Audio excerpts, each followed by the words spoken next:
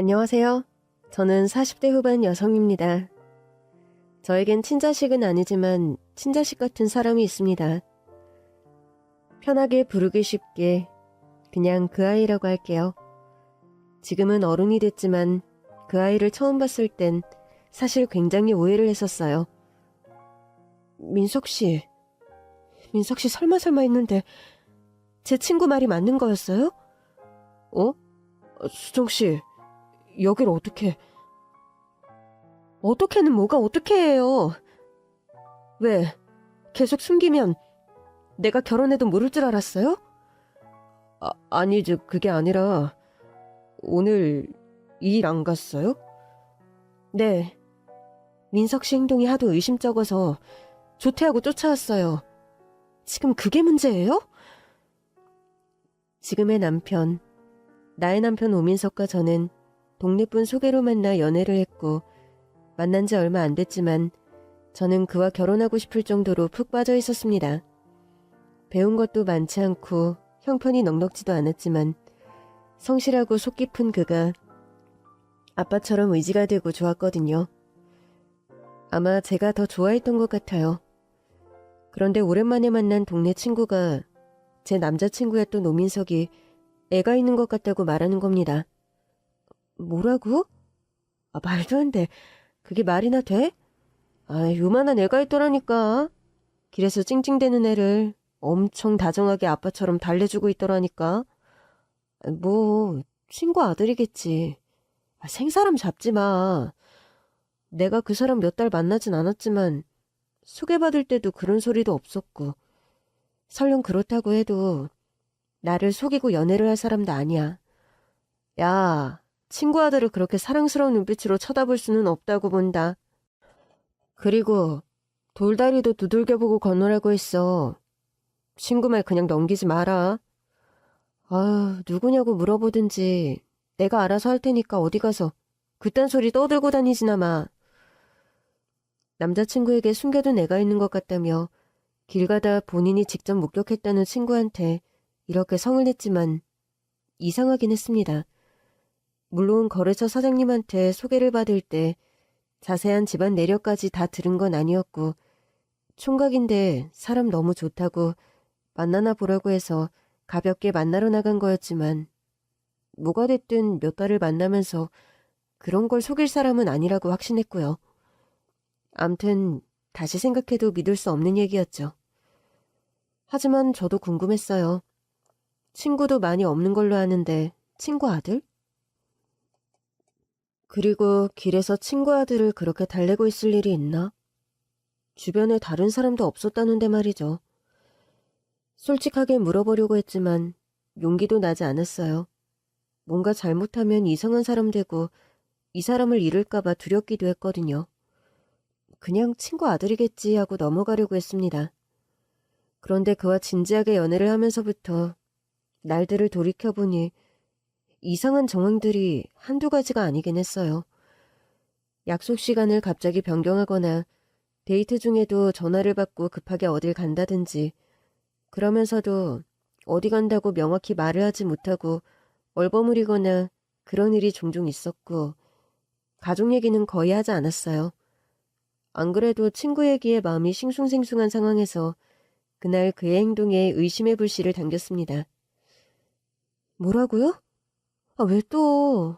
오늘 내 생일인데. 미안. 갑자기 아주 중요한 일이 생겨서. 내가 다녀와서 다시 연락할게요. 일단 저녁 늦게 만날 수 있으면 다시 연락할게요. 정말 서운해. 생일날까지 이래야 돼? 무슨 일인데요? 왜 무슨 일인지도 말 못해? 나는 민석 씨가 중요한 일이라고 말하면 알겠습니다 하고 듣기만 해야 돼요? 수정 씨, 진짜 미안해요. 다시 연락할게요. 그리고 무슨 일이었는지 내가 다 말해줄게요. 내 생일인데도 중요한 사정이 생겼다며 약속을 취소한 그에게 처음으로 화를 냈고 의심이 절정에 이르면서 유부남이나 이혼남일 수도 있겠다는 생각이 들었어요. 그래서 저도 급하게 조퇴를 하고 그의 뒤를 밟기로 했죠. 그는 동네 큰마트 생선 코너에서 일했고 일단 마트로 갔습니다. 그런데 마트 밖 주차장 골목에서 웬 초등학생과 실랑이를 벌이는 그를 마주한 겁니다. 의심이 사실이 된 기분이었죠. 다짜고짜 그에게 소리를 질렀죠. 사실 그때 애도 있는 상황에서 그렇게 소리를 지르면 안 됐는데 눈앞에 별이 보이는 기분이었습니다. 아무도 눈에 들어오지 않았어요. 아이가 있었는데 어떻게 나랑 연애를... 어떻게 그럴 수가 있어요? 그런 게 아니라 진정하고 내 말 좀 들어봐요. 숨겨둔 아들인 거잖아요. 무슨 말을 더 들어. 딱 봐도 너무 닮았잖아. 저 아줌마, 저 아들 아닌데요? 뭐? 저 이 아저씨 동생인데요. 친동생. 어? 뭐라고? 도- 동생? 내가 설명할게. 다. 알고 보니 초등학교 3학년쯤으로 보이던 그 남자아이는 내 남자친구, 내 남편의 동생이었습니다. 그런데 왜 말을 안 했어요? 가족관계 물어봤을 때도 그런 말은 없었잖아. 미안해요. 솔직히 말하면 수정 씨가 너무 좋은데 내 이런 사정을 다 말하면 너무 빨리 떠나갈까봐, 나를 싫어할까봐 고민했어요. 동생한테도 미안하고 수정 씨한테도 미안해요. 정말 못났네요, 내가. 힘들게 살아온 거 다 아는데 그런 걸 갖고 무슨 민석 씨를 싫어하겠어요. 동생 하나 있다고. 안 그래도 가난한 집안에서 태어나서 배운 것도 없고 가진 것도 딱히 없는데 저 같은 남자랑 만나주는 것도 고마운데 너무 자신 없었어요. 그래도 곧 말하려고 했었어요. 계속 숨기려고 했던 건 아니었어요. 정말 미안해요. 아이가 몇 살이에요? 아니, 동생분이. 좋은 음식 못 먹여 키워 그런지 키가 작아서 더 어려 보이긴 한데 12살이에요? 아, 그렇구나. 그럼 나랑 딱 띠동갑이네요. 그렇게 되네요. 부모님이 민석 씨 고등학교 때 돌아가셨다고 했으니까 그럼 언제부터 혼자 키운 거예요? 저렇게 어린 동생을. 민석 씨 너무 고생했겠다. 대단해요. 부모님이 동생 6살 때 돌아가셨으니까 벌써 6년 됐네요. 제가 19대니까 뭣도 모르고 그냥 같이 산 거지. 키웠다고 하기도 그래요. 혼자 잘 자라줬어요. 기특하게도. 너무 가슴 아프네요. 그런데 민석 씨, 혹시 더 나한테 말하지 않은 거 또 있어요? 의심하는 거 아니고 혹여나 있다면 안 숨겼으면 좋겠어요. 없어요. 절대 없어요. 다 말했어요. 동생 얘기 외에는. 그럼 다행이고요. 그런데 아까 처음 보고 화냈을 때 결혼해도 모를 줄 알았냐고 한 거 말이에요. 무슨 말이에요? 네? 결혼해도 모를 줄 알았냐고 한 게 꼭 누가 들으면 결혼식 날 잡은 사람 같잖아요. 나랑 결혼할 생각이에요? 뭐 그런 말을 물어요. 화나서 한 거지. 그럼 결혼할 생각 없이 만나는 거예요? 어머나, 이 사람 보게? 그럼 민석 씨는 결혼 생각도 없이 나랑 놀려고 만나는 거였어요? 당연히 아니죠. 수정 씨 처음 본 그날부터 반했고 이 여자랑 결혼하고 싶다고 매일 기도했어요. 그랬습니다. 그 아이, 내 시동생은 저와 남편의 장애물이 아니라 이렇게 저와 남편의 오작교가 되었죠. 저와 남편은 만난 지 1년도 안 돼 결혼을 했습니다. 사실 어린 초등학생 동생이 있는 가난한 남자와 결혼을 한다는 건 쉽지 않은 선택이긴 했습니다. 부모님도 반대를 했고요. 너 정말 괜찮겠어? 세상 기댈 것 없는 고아라는 것도 걸리는데 초등학생 동생이라니. 아니 그냥 네가 키우는 거나 다름없잖아. 그래도 그 사람이 너무 좋은 걸 어떡해. 얼마나 만났다고 그래. 엄마, 그 사람 정말 괜찮은 사람이야. 물질적인 거 한 트럭 갖다 줘도 그런 사람을 내 사람으로 평생 함께하는 거 다시 없는 복이라고 생각해 나는. 으이구, 잘났다. 그리고 난 그 사람을 믿어. 잘 될 사람이야. 이제 12살이면 고등학교 졸업까지 8년이나 남았잖아. 아, 그런데 애가 마냥 어리지도 않고 똑똑해, 아주. 그리고 되게 귀여워. 니네 아빠도 걱정이 많아. 아유, 난 모르겠다. 좀만 더 만나보고 했으면 좋겠는데. 부모님의 걱정은 당연했습니다. 사계절도 안 만난 남자. 당시에도 20대 중반이라는 어린 나이. 부모도 없이 키워야 할 초등학생 동생까지. 이 결혼을 찬성할 사람이 누가 있겠어요. 아빠, 그 사람한테 뭐라고 하면 나 진짜 그냥 바로 일어날 거예요?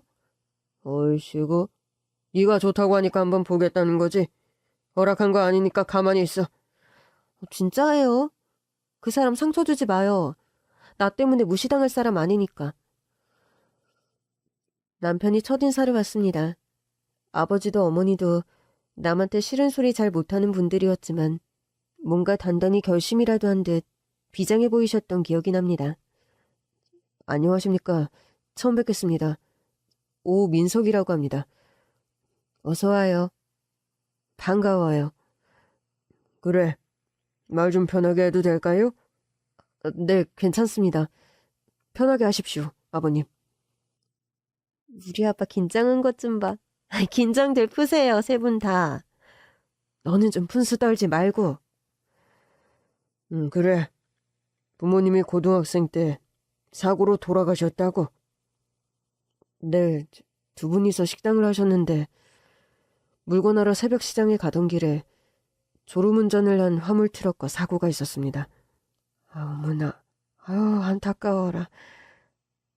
그래, 참 안타깝구먼. 고3이었으면 뭐 사는 게 쉽지 않았겠어. 어린 동생까지 있는데.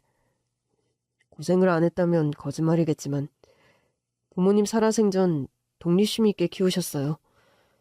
전혀 예상도 못한 사고로 힘들었지만 그래도 어린 동생을 생각해서라도 열심히 살았습니다.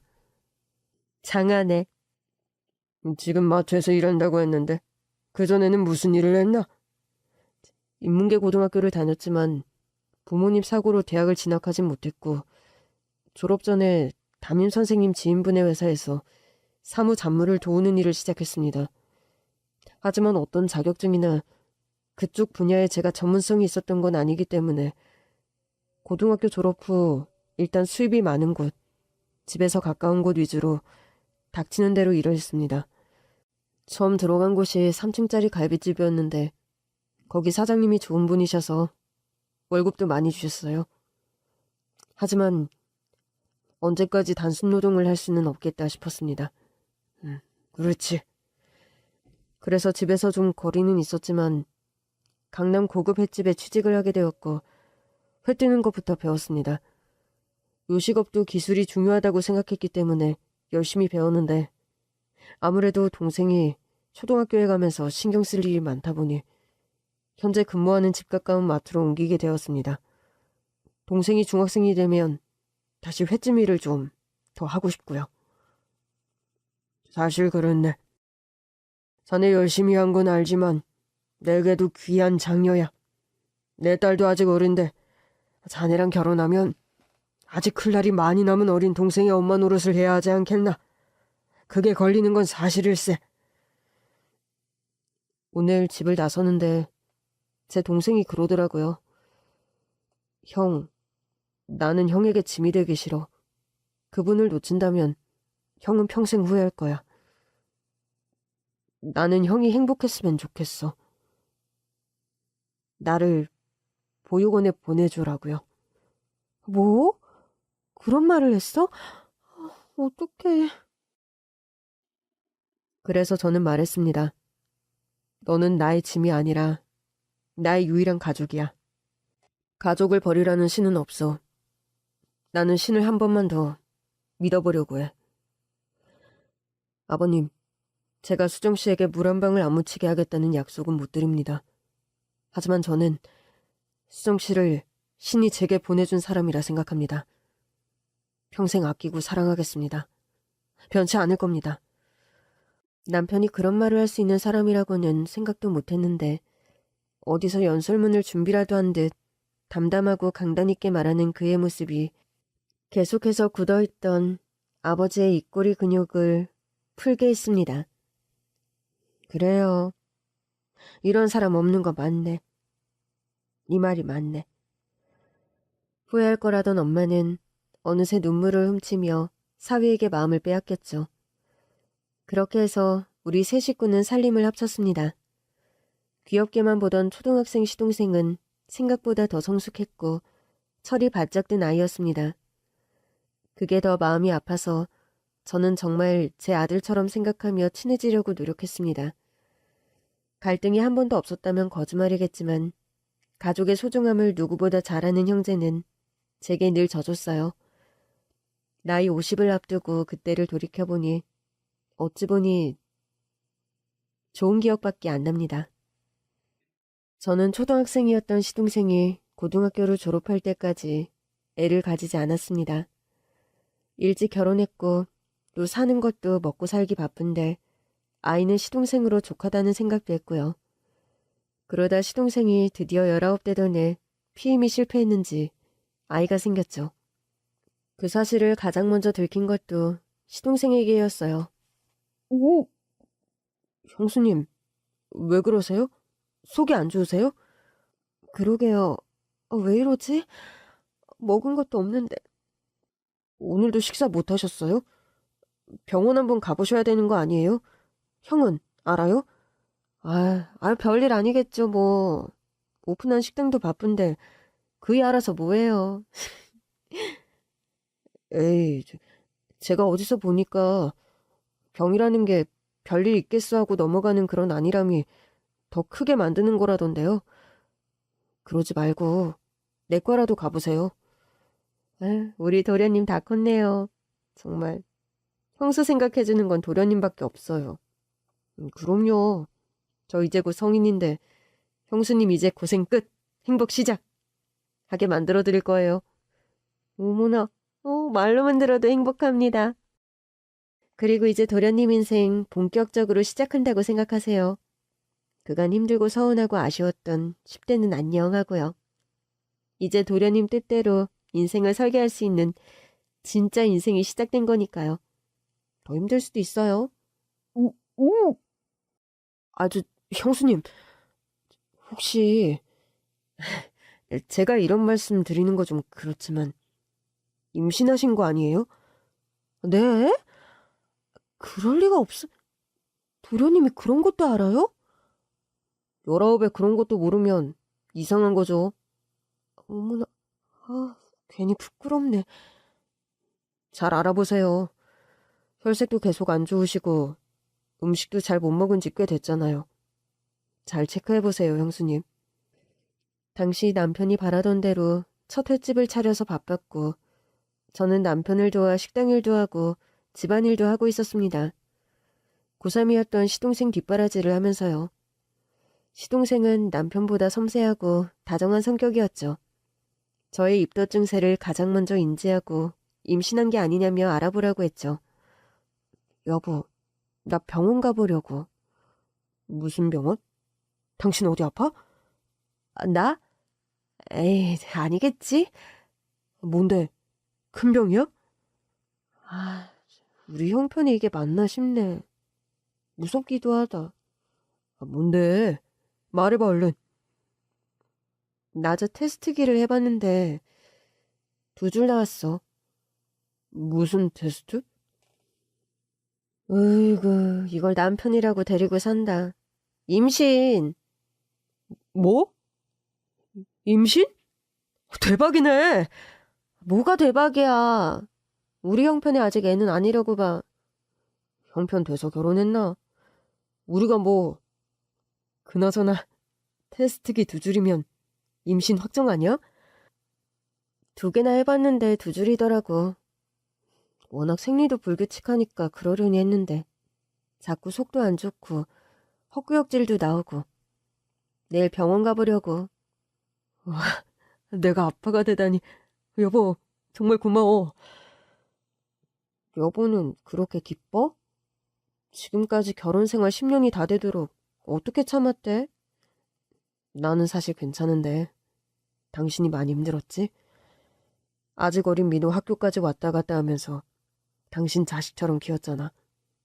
없는 형편에 사고 싶은 거 참아가면서 학원도 보내고. 그리고 형편 얘기했지만 민호 사춘기에 우리가 애 갖는 거 부담스러워서 그간 피했던 거 아니야? 아니라고는 말 안 할게. 그런데 우리는 젊고 급한 것도 아니었고 복합적이지 뭐. 또 우리한테 5, 6년은 그냥 휙 하고 지나가는 거지만 10대 사춘기의 5, 6년은 정말 길고 중요하잖아. 그 시간을 다른 걸로 더 신경 쓰이게 하고 싶지 않았어. 여보, 진짜 이 은혜를 내가 어찌 갚냐. 난 공짜는 없어. 장사꾼 마누라라. 우리 도련님 될성 싶은 떡잎이라 투자한 거야. 안 먹고 안 입고 하면서. 도련님 공부 1등인 거 알지? 당신도 동생한테 관심 좀 가져. 고맙다 수정아. 그래도 도련님 대학 입학하고 당신 장사 좀 더 안정될 때까지 미루고 싶었는데. 조심한다고 했는데 이놈도 참 눈치가 없네. 이놈이 눈치가 없는 게 아니라 눈치 100단이다. 효자야 효자. 엄마 마음 꼭 헤아려서 다리 좀 뻗을 때쯤 되니까 찾아온 거 아니야? 그런가? 정말 그랬습니다. 뱃속의 아이가 복덩이는 복덩이였죠. 이후 남편이 차린 식당도 잘 됐고 시동생은 서울대에 입학했습니다. 서울대 정문 앞에서 찍은 우리 3식구, 뱃속의 아이까지 4식구가 함께한 사진을 보면 왜 이렇게 뭉클한지요. 정말 장하죠? 우리 시동생. 시동생은 자랄 때도 참 남달랐습니다. 남편 말처럼 안 입고 안 먹고 해서 학원을 보내기도 했지만 당시 사교육이 만연한 시기 다른 애들에 비하면 비교도 안 됐죠. 그리고 몇 번은 시동생이 학원비를 환불받아서 돌려주고는 했어요. 제가 이러면 도련님 못 키운다면서 공부 잘해야지 다그치기도 했는데 그럴 때면 같이 100점 맞은 시험지를 쓱 꺼내 보여주었어요. 아, 이 아이는 천재구나. 속도 깊고 성실하고 완벽했어요. 이러니 안 사랑할 수가 있나요? 제게 시동생은 정말 보물 같은 존재였어요. 힘들 때면 딸처럼 다가와 친근하게 위로하고 성공해서 형수 호강시켜주겠다며 노래를 불렀죠. 그리고 시동생은 얼마 안가 그 약속을 지켰습니다. 재학 중 사업 아이디어를 기업에 팔아 크게 인정을 받았고 결국 졸업 직후 벤처 사업을 해서 큰돈을 벌었어요. 형수님, 짜잔! 어머나, 이게 뭐예요, 도련님? 내일 형수님 생신이시잖아요. 백화점 가서 예쁜 옷도 사고 반지도 샀어요. 어머나, 비쌀 텐데. 이건 웬 반지예요? 형수님 결혼할 때도 반지 하나 못 하셨잖아요. 어린 마음에 금은방 앞을 지날 때면 훔쳐서라도 2분께 갖다 드리고 싶다. 그런 생각했거든요. 모르긴 해도 결혼 반지 없이 결혼하는 건 너무 가슴 아팠어요.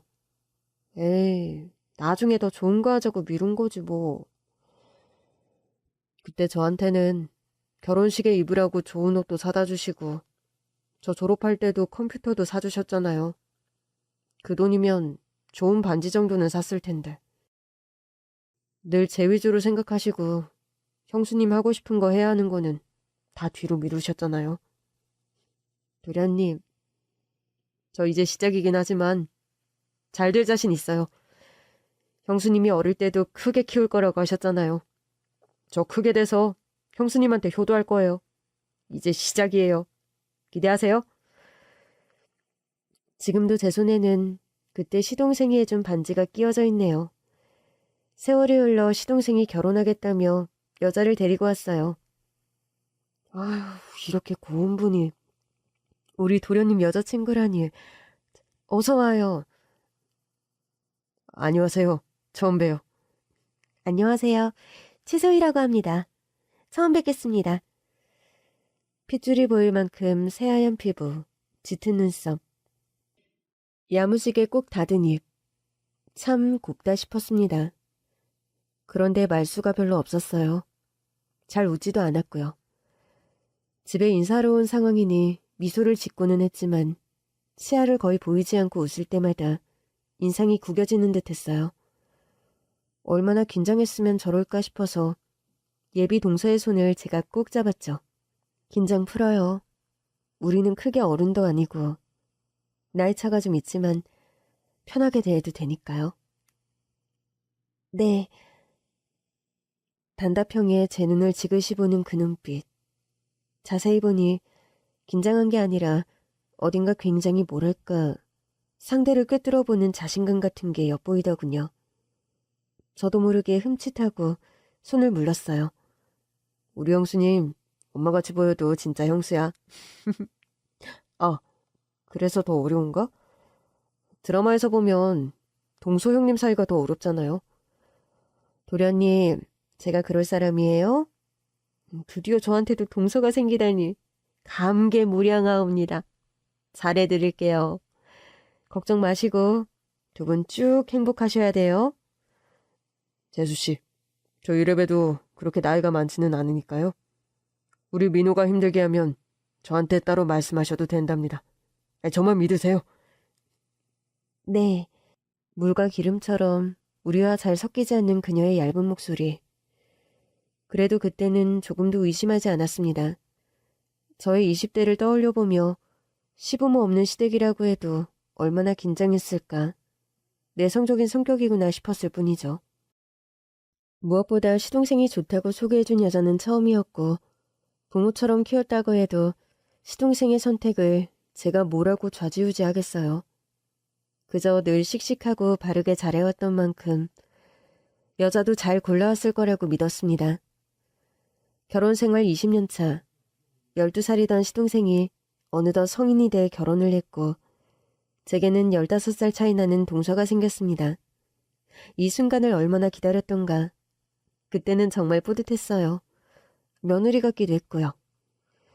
시동생이 결혼한 후 동서에게 이상한 점이 조금씩 발견됐습니다. 엄마, 작은 엄마 너무 이상해. 왜? 그런 말이 어딨어.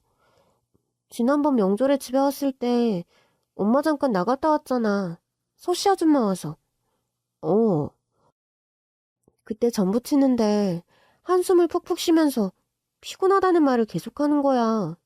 전이 다 타는 줄도 모르고. 그래? 요즘 일이 힘든가? 아니, 그럴 수는 있다고 쳐. 그래도 다 큰 조카가 옆에 있는데 그렇게 티나게 일하기 싫은 티를 내야 되냐고. 야, 조그만 게 숙모한테 조카 갑질하는 거야, 뭐야. 어른이 회사 일이 힘든가 보다 하면 되지. 아니, 그런 게 아니고. 내가 작은 엄마, 전 다 타요. 냄새나. 그랬더니 나를 무섭게 흘겨보는 거야. 그래서 아니, 제가 뭐라고 하는 게 아니라 다치실까 봐요. 이랬는데 대답을 안 하더라고. 너무 무서웠다니까. 그렇게까지 할 일이야, 그게? 너 엄마한테 작은 엄마 흉보면 안 되는 거야. 네 오해일 수도 있지. 너무 당황해서. 치, 엄마, 내가 어른을 그렇게 헐뜯고 이간질하는 그런 사람인 줄 알아? 됐어. 나는 혹시나 삼촌이랑 작은 엄마랑 무슨 일 있나 걱정돼서 그런 거라고. 제 딸이 동서에 대해 몇 번 그런 말을 했지만 제게도 그렇게 살가운 스타일은 아니라서 그러려니 했습니다. 그리고 저보다 많이 배운 동서가 회사 일로 바쁜데 명절 제사까지 같이 와주는 것만으로도 저는 감사했고요. 아직 중학생인 어린 딸 보기에는 성격 좋고 매너 좋고 완벽해 보이는 자기 삼촌의 결혼에 질투한다고 생각했더랬죠. 그런데 제가 고등학교 친구와 아주 오랜만에 약속이 있어 시내 번화가에 나간 적이 있어요. 친구가 데려간 나름 고급 맛집에 가서 못다한 수다를 한참 떨고 있는데 동서와 굉장히 닮은 여자가 맞은편에 보이더라고요. 어머, 우리 동서 아닌가? 너희 동서? 거기 세무물산 다닌다는 그 동서? 어, 그 회사가 여기 근처잖아. 네 동서 맞나 보다. 어디 보자. 얼마나 이쁜지. 야야, 쳐다보지 마. 내가 눈이 나빠서 저 멀리 앉아서 잘 안 보이는데 괜히 손님하고 있는데 아는 척할 것도 없고. 야, 하늘 같은 형님을 회사 근처에서 마주했으면 도도도도도도 달려와서 인사하고 음식값도 내고 해야지. 웃기고 있네. 너는 그러냐? 니네 형님한테? 이 장난이고. 아이, 그래도 너한테 시동생이 그냥 시동생이냐? 엄마나 다름없으니 며느리나 다름없다. 잘해야지. 아무렴. 잘 보니 역시 동서가 맞았어요. 근사한 사람들과 여럿이 식사를 하고 있더라고요. 굳이 찾아가서 아는 척 할 건 없다고 생각했죠. 일적으로 만나는 중요한 자리일 수도 있는데. 조용히 먹고 나가자. 조용히 먹을 건 뭐야? 아니, 말이 그렇다는 거고. 그런데 니네 동서 29이랬나? 나이는 좀 들어 보인다. 엄청 곱지? 세련되고. 대기업 사원이라 그런지 회사원 느낌 나네. 모두 굉장히 부리네. 그렇지. 우리 집이랑은 사실 잘 안 어울리는 사람 같아. 뭐가? 뭐 하는 집안이랬지? 뭐 부모님은 교사시고 두 분 다. 오, 형제는? 외동딸이래. 아무리 네 시동생 서울대 나오고 잘 나가는 사업가라고 해도 결혼 반대 없었어? 다행히 배운 분들이라 그런지 생각도 끼이신 분들이더라고. 오히려 상견례 때 우리 부부 보고 대단한 분들이라며 치켜 세워주시더라. 동서에게 부모처럼 받들라면서. 어휴, 이 복이다. 그렇게 네 인생 포기하고 살뜰히 키웠는데 그 공로도 알아주시고 좋은 사돈 만났으니 복이네 복. 그렇지? 그런데 이런 말은 뭐하지만 동서는 좀 어렵더라. 너도 그래? 우리 동서는 나랑 동갑이잖아. 그냥 친구 같아. 처음엔 좀 불편했지만 그런데 넌 열 몇 살이나 차이 나는데 어려워? 왜? 깍듯이 안 해? 아니, 너무 무뚝뚝해. 뭐 그건 성격일 수 있으니. 나도 그렇거든. 그때 동서와 그 지인들이 저희 테이블 쪽으로 걸어왔어요. 나는 친구와 대화를 하다 말고 괜히 긴장했죠. 회사 사람들도 있는데 내가 옷을 너무 후줄근하게 입고 나온 건가? 그래도 일어나서 아는 체 해야겠지? 하면서 눈을 마주치려 하는데 마침 동서도 저를 쳐다봤어요. 그런데 동서가 그냥 저를 지나치는 겁니다. 저는 민망해서 엉덩이를 들다 바로 주저앉듯 앉았어요. 뭐야, 저기 앉아있던 네 동서 아니야? 너 못 봤어? 그러게. 못 봤나 봐. 옆에 사람이랑 대화하다가. 네가 그렇게 흔한 얼굴은 아닌데. 야, 됐다 됐어. 옷도 후줄근하게 입고 나왔는데. 혼자 있는 것도 아니고 인사하고 그러기도 민망하다. 귀찮고. 친구에겐 그렇게 말하고 아무렇지 않게 수다 떨다 집에 왔지만 오는 내내 기분이 좋지 않았어요. 아무리 그래도 가족인데, 형님인데. 눈인사라도 할 수 없었나? 아니지. 그래도 인사했었어야지. 아니지. 사람들 많으니 급하게 나가야 되는 상황이었겠지. 하면서 머리가 혼란스러웠어요. 여보, 무슨 생각을 그렇게 해? 아니, 그냥 오늘 수연이 만난다고 명동까지 갔다 왔더니 너무 피곤해서. 그래, 잘했네. 당신도 이제 40대 중반인데 친구도 만나고 그래야지. 그래서 맛있는 거 잘 먹었어? 뭐 좀 쏘지 그랬어, 당신이. 어, 아니지. 왜 그래? 뭐가? 사람이 멍한데? 저는 우애 좋은 남편이 괜히 동생내외에게 서운한 감정을 느낄까봐 낮에 있었던 얘기를 하지 않았습니다. 아니야, 그냥 피곤해. 며칠 후 주말, 시동생내외가 집에 왔어요. 내성적인 동서는 주말에 형님네 오는 걸 썩 좋아할 것 같진 않았지만 시동생은 자주 맛있는 걸 사와서 같이 저녁을 먹었어요. 성공해서 효도하겠다는 다짐을 결혼 후에도 그렇게 실천했던 거죠. 저는 며칠 전 시내에서 동서를 마주친 것을 어떻게 아는 척하기도 뭐하고 표정 관리나 잘해야겠다 생각하며 시동생 내외를 맞았습니다. 동서는 오늘 서방님이랑 거실에서 과일이나 먹으면서 쉬고 있어. 평일에 바쁘게 회사일하는 사람들인데 주말마다 와서 내가 미안하잖아. 요리는 오늘 온전히 내 담당이야? 그럼 제가 도울게요, 형수님. 형수님도 평일에 뭐 오시나요? 형 식당에서 같이 일 도우시잖아요. 회사원보다 훨씬 바쁘지. 됐어요. 당신 오늘 피곤하다고 했잖아요. 제가 도울게요. 앉아 계세요. 그렇게 해서 동서와 어색하게 부엌에서 요리를 하게 되었습니다. 동서, 이것 좀... 동서, 그게 뭐야? 지금 뭘 넣은 거야? 아, 영양제예요. 그래? 뿌리는 영양제도 있어? 네, 피로회복제 같은 거니까 다른 분들도 다 드셔도 돼요. 신기하다. 나도 나중에 어디서 샀는지 알려줘. 우리 그이도 영양제 챙겨 먹으라면 그렇게 말을 안 듣거든. 유통기한 다 지나서 버리게 된다니까. 네, 알겠어요. 지나고 나니 다 이상한 겁니다. 뿌리는 영양제를 인터넷에 검색해봤지만 가루로 된 영양제는 있지만 음식에 뿌려 먹으라고 따로 나오는 건 없던데 물론 제가 잘 못 찾았을 수도 있긴 하지만요. 뭔가 찝찝했던 의심들은 그렇게 계속 쌓여만 갔습니다. 그리고 결정적인 사건이 우리 가족에게 불행으로 닥쳐왔어요. 벤처 사업이 승승장구하며 집도 사고 차도 사고 부자가 됐던 시동생이 어느 날 쓰러진 겁니다.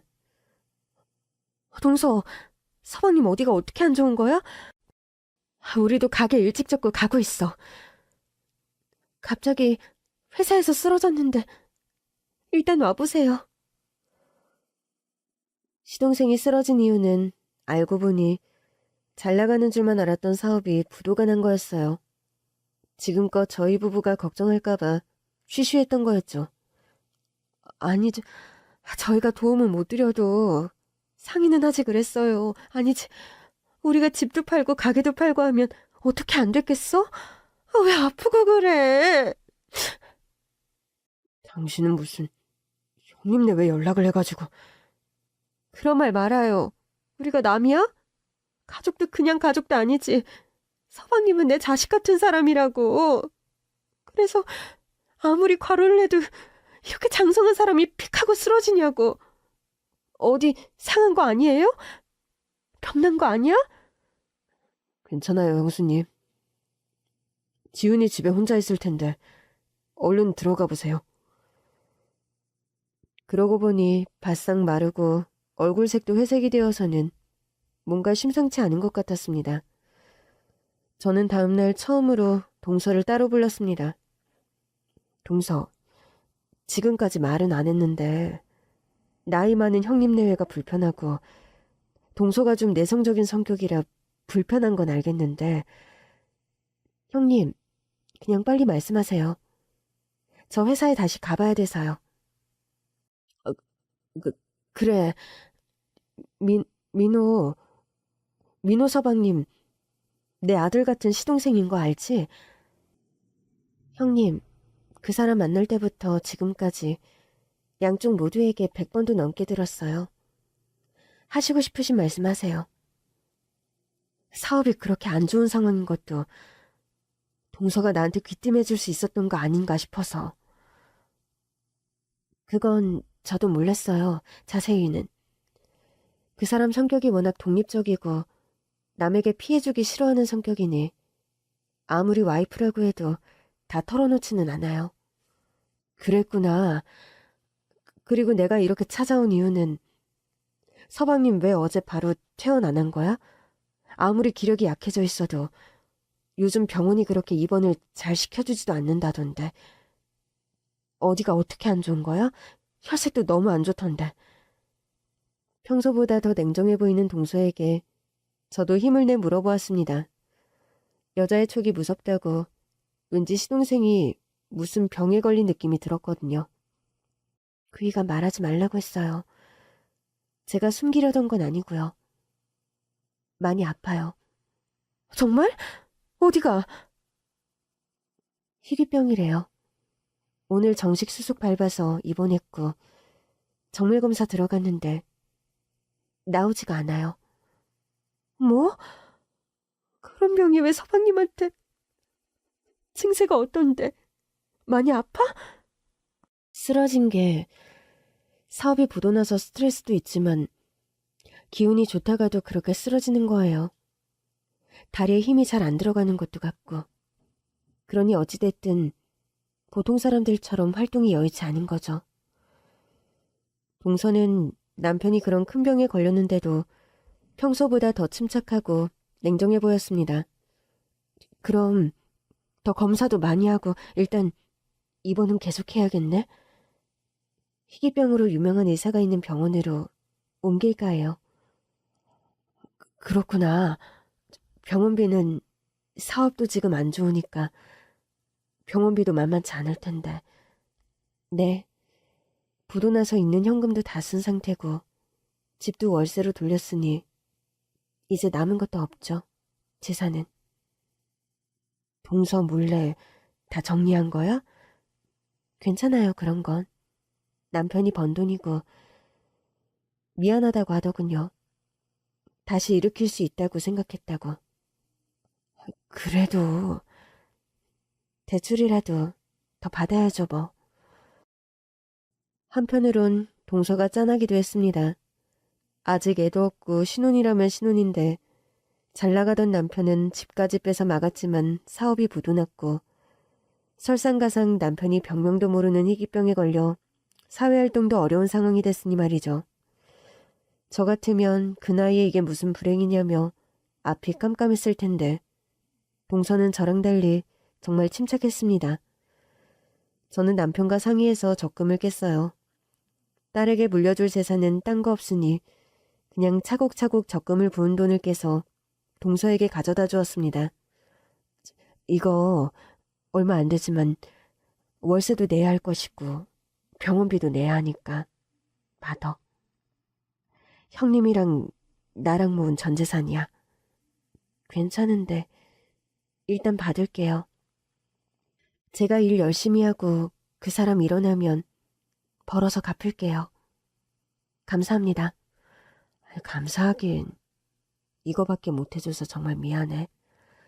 집을 내놓을까도 했는데 안 팔리기도 하고 낡은 집이라. 집을 왜 내놔요? 어떻게든 되겠죠. 걱정 마세요. 그렇게 동서의 손을 잡고 시동생을 잘 돌봐달라고 말하고는 병실 복도를 나섰습니다. 병원 로비까지 내려왔는데 제가 정신이 너무 없었는지 시동생 주겠다고 사온 과일 쇼핑백을 손에 그냥 들고 나온 겁니다. 아우, 이놈의 정신머리. 그래서 병실로 다시 올라갔어요. 엘리베이터가 하도 안 오고 괜스레 마음은 급해서 에스컬레이터를 타고 올라가다가 한층만 더 올라가면 비상구 쪽으로 갔습니다. 숨을 헐떡이며 시동생이 있는 층으로 올라왔는데 외진 복도 끝에서 익숙한 목소리가 들렸어요. 그러니까 걱정 말어. 나 이제 부자야. 18억이나 되는데 뭐. 동서였어요. 동서가 평소답지 않은 흥분한 목소리로 누군가와 통화를 하고 있었습니다. 숨까지 헐떡이면서요. 그러면서도 남들이 들을까봐 두리번거리는 모습까지 처음 보는 동서의 모습이었습니다. 뭐야, 동서가 지금 뭐 하는 거지? 18억? 무슨 18억? 동서가 지금 무슨 짓을 꾸미는 거야? 저도 왜 그랬는지 이건 빼도 박도 할 수 없는 동서의 계략이라는 생각을 했습니다.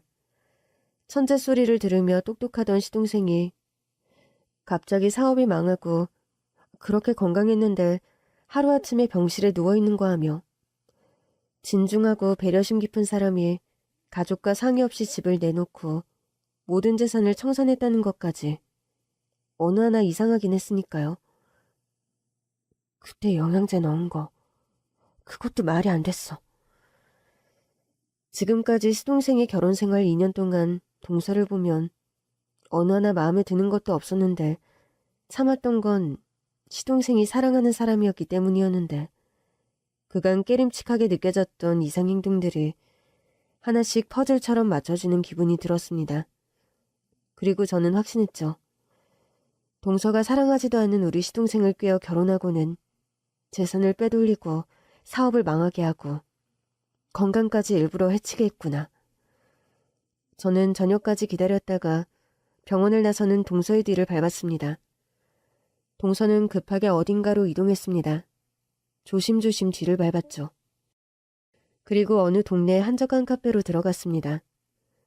크기가 큰 카페가 아니라서 걸릴까봐 저는 그 옆에 마침 있던 아줌마 옷가게에서 모자와 외투까지 사서 입고 카페로 들어갔습니다. 동서가 만난 사람은 중년의 여성. 힐끔힐끔 쳐다보니 동서의 친정엄마였습니다. 저는 두 사람의 상기된 모습을 보며 저 집안이 짜고 우리 시동생을 말아먹게 했구나 라고 생각했어요. 이제 다 됐어, 엄마. 그래, 이게 웬 복이니. 하늘이 도왔다 정말. 엄마, 집 내놓은 거 다시 걷어들여. 정말 다행이야. 시기도 딱 맞았고 좀만 늦었으면 엄마 아빠 평생 재산인 집까지 날릴 뻔했잖아. 그건 괜찮아. 우리 재산이 다 네 거지 뭐. 아빠는 뭘 하셔? 걱정 많이 하셨을 텐데. 기뻐하시지 뭐. 믿겨지지 않는다고 그러시더라. 이제 모든 게 해결됐어. 우서방은? 아직 몰라. 신이 거기까지 도와줄 줄은 모르지. 역시는 역시였습니다. 갑자기 생긴 거금에 두 손을 붙잡고 기뻐하는 모습이라니. 제 시동생은 저렇게 병실에 누워있는데 그건 걱정도 안 하고 오히려 죽음을 기다리는 듯한 그 대화를 보니 분노가 온몸에 치밀었습니다.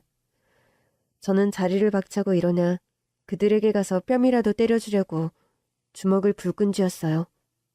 그런데 돈이 생겨서 다행이지만 그 사람이 죽으면 나는 못 살 것 같아, 엄마. 아직 30대의 젊은 사람이 설마 잘못될 리 없어. 하늘이 도와서 사람들 평생의 소원이라는 로또라는 것도 됐는데 신은 네 편이야. 다 잘 될 거야. 제발 사업이고 뭐고 다 망해도 되니까 그 사람만 건강해졌으면 좋겠어. 엄마, 그 사람 병 다 나을 수 있겠지? 세상에, 로또?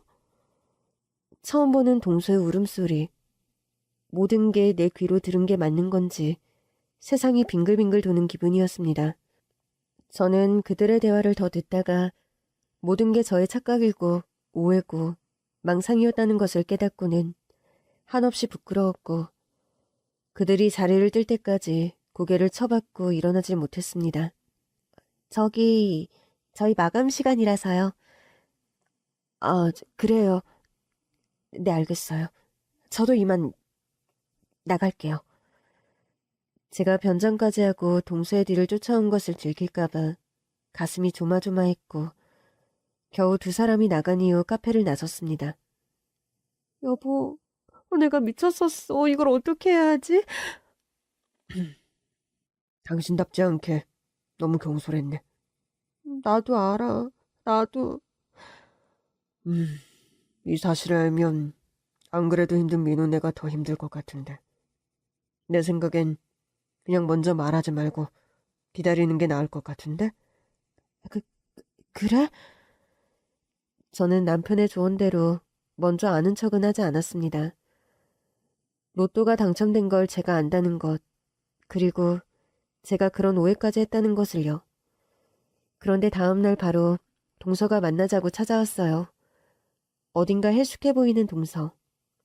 저는 눈시울이 붉어지며 고개를 들 수가 없었습니다. 동서, 서방님은 좀 괜찮고? 무슨 일이야? 형님한테 드릴 말씀이 있어서요. 어떤? 동서는 두툼한 돈봉투를 내 앞으로 쓱 내밀었습니다. 이게 뭐야? 어제 빌려주신 5천만 원. 그리고 더 넣었어요. 무슨... 실은 제가 어제 형님 돈 받고 난 다음에 생전 처음 한 로또 복권을 확인했는데 1등이 되었더라고요. 지금 은행 가서 당첨금 찾아오는 길이에요. 민호 씨 병 좀 낫고 하면 더 이체해드릴게요. 아, 정말 그랬구나. 그런데 동서, 정말 다행인데 나 이 돈 못 받아. 평생 힘들게 식당에서 모은 전 재산이신데요. 당연히 돌려드려야죠. 그리고 우리 그이 이렇게 훌륭하게 키워주신 거 제대로 보답도 못했고 치료 후에 남은 돈 더 드릴게요.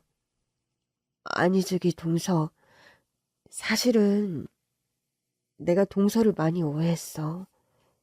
네? 저는 동서에게 어제 본 저의 일련의 오해들을 다 털어놓았습니다. 말하기 부끄러웠지만 키워주신 은혜를 지금이라도 갚겠다며 돈을 찾아온 동서를 보니 저는 더 부끄러워 가만히 있을 수가 없었어요. 지금 시동생은 아파 누워있고 상실감이 큰 동서 앞에서 제 체면만 생각할 일이 아니었죠. 완전히 오해하신 거네요. 동서. 내가 진짜 미쳤었나 봐. 미안해 정말. 아니에요 형님. 얘기 들어보니 형님 입장에선 하나같이 이상하고 의심스러울 만도 했어요. 저라도 전화통화 내용만 들었으면 그랬을 것 같기도 하고요. 아니야. 내가 동서를 마음속 깊이 내 가족으로 믿지 못했던 건 아닌가. 나도 반성 많이 했어. 미안해. 정말 안 그래도 힘든데. 돌이켜보니 이모뻘인 형님에게 참 살갑게 동서노릇 못했던 게 맞아요. 외동딸이 귀하게 자랐어요. 그러다 보니 저 잘난 맛에만 살았던 것도 맞고요. 부모님도 형제가 없어서 이모도 고모도 없었기 때문에 나이 차가 많이 나는 형님이 어려웠던 것도 사실이고요. 아, 그랬구나. 처음 그 사람을 봤을 때 저같이 나름 좋은 집안에서 곱게 자란 사람인 줄 알았어요. 그래서 동질감을 느끼기도 했어요. 그런데 웬걸? 아주 어릴 때 부모를 사고로 잃고 나이 차가 많이 나는 형님과 형수님 밑에서 어렵게 자라 자수성가했다는 사실을 알고 너무 놀랐죠. 나와 너무 다른 사람이구나 싶어서 멀리할까도 싶었는데 그 사람은 저와 다른 무언가를 가지고 있었어요. 아니, 제가 노력해도 가질 수 없을 것만 같은. 뭔지 아세요? 뭔데? 절망을 이겨내는 힘이요. 애초에 절망은 존재하지도 않는다는 것처럼 구김없이 내게 다가오는 그를 보고 가까이 있으면 저도 저런 사람이 될 수 있을까 싶었어요. 그보다 훨씬 행복한 환경에서 자랐는데도 저는 제가 행복한지 잘 몰랐거든요. 아, 저한테 그런 사람이에요. 무뚝뚝하고 저밖에 모르는 개인주의인 저를 품어준 사람. 나쁜 사람이 아니라고, 더 좋은 사람인 걸 자신은 잘한다고 말해준 유일한 사람이에요. 형님, 저는 그 사람을 포기할 수가 없어요. 18억이고 뭐고 그 사람이 존재하지 않는 세상에 그런 돈은 그냥 숫자에 불과해요. 동서. 저는 마주 잡은 손에 떨어지는 뜨거운 동서의 눈물에 지금껏 동서에게 쌓인 나의 오해들이 다 녹는 기분이 들었습니다. 참 가슴이 뜨거운 사람이었구나. 이후 어떻게 됐냐고요? 신은 결국 우리의 편이 되었습니다. 신은 가족을 버리게 하지 않는다는 제 남편의 말처럼. 시동생은 씻은 듯이 병이 나았고 회복 중에 있고요. 동서는 회사를 그만두고 시동생을 보살피며 시동생이 하던 사업을 다시 일으키는 중이에요.